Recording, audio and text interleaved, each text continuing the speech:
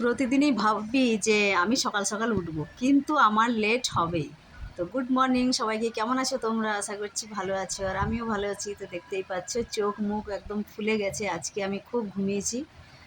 তো চলো এখন আমি বসাচ্ছি চা। তো চা খেয়ে নিয়ে তারপর আমার সমস্ত কাজ শুরু হয়ে যাবে। ঘুম থেকে ওঠার পরে মুখ ধুয়ে নেওয়ার পর যেটা আমি করি, প্রতিদিন সকালবেলা উঠে কিন্তু আমাকে খালি পেটে জল খেতেই হবে, তারপরে কিন্তু আমি চা খাই। তো চা আমি এখন বসিয়ে দিয়েছি, আর আমরা আছি দুজন, মানে মা মেয়ে, তার জন্যই আমাদের একটু চা কম হচ্ছে। আর ছেলে শাশুড়ি শ্বশুরমশাই এরা সবাই এখন বাইরে গেছে। তো চলো চা খাওয়ার পরে কিন্তু আমার সমস্ত বাসি কাজ এবার শুরু হবে।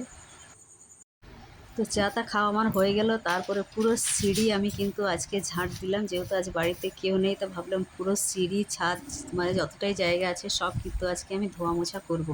তো পুরো ছাদটা আমি ধুয়ে এসেছি, তারপরে এই সিঁড়িটা ঝাঁট দিয়ে তারপরে কিন্তু এই সিঁড়িটা আমি ধোবো। আর প্রতিদিন কিন্তু ধোয়াধুয়ি সম্ভব হয় না, তাই মাঝে মাঝে যেদিন ফাঁকা থাকি সেদিন একটু ধোয়ার চেষ্টা করি। আর বাকি প্রায় দিন যেগুলো হয় মোছামুছি করি। আর এই ছাতাগুলো দেখতে পাচ্ছি এরা সবাই নিয়ে যায়, তারপরে সেই সামনেটা যে ফাঁকা থাকে ওখানের মধ্যেই কিন্তু এরা নিয়ে সিঁড়ির সামনেটা এনে কিন্তু ছাতাগুলো রেখে দেবে, এরা একটু সাইড করেও রাখতে পারে না।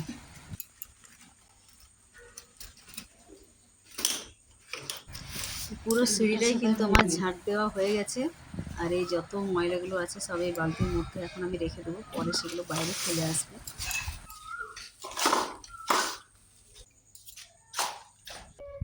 তো এখন চলে এলাম আমি ছাদে, আর ছাদে আমাদের দেখো অনেক রকমের ফুল গাছ আছে, জবা ফুল, নয়নতারা, আর এদিকে আছে তোমার অপরাজিতা, গেঁদা, অনেক কিছু ফুল গাছ আমাদের ছাদের মধ্যে আছে। যে নয়নতারা। তো চলো এখন আমি নিচে যাচ্ছি, আর গাছগুলোর পরে এসে জল দিয়ে যাব, কারণ এখন নিচে যে টিফিন বানাতে হবে। তো দেখো মেয়ে নিজেই টিফিন বসিয়েছে, পাস্তা সেদ্ধ হতে দিয়েছে। তো আমি বাকি কাজগুলো এখন করে নিই, তারপরে আজকে আমি পাস্তা বানাবো না, আজকে মেয়ে নিজেই বানাবে।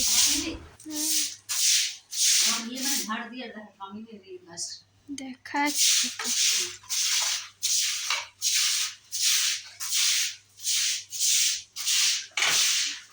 বস সময় যে কত কিছু বেরোয় বাবারে।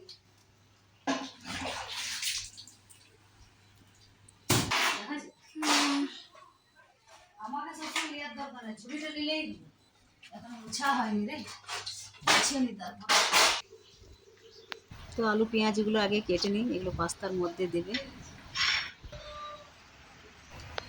তো পাস্তা সিদ্ধ হয়ে এসছে, আর পাস্তাটা বসাতে হবে গ্যাসের মধ্যে, কারণ আমাদের ইন্ডাকশানে বসা যাবে না, এই জন্যে যেহেতু আমাদের ননস্টিকের কড়াইটা নেই।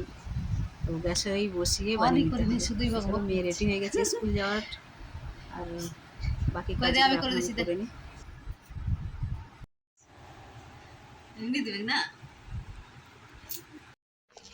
দেখো আবার এখন আলু আর পটল এই সবজিগুলো কেটে রাখলাম।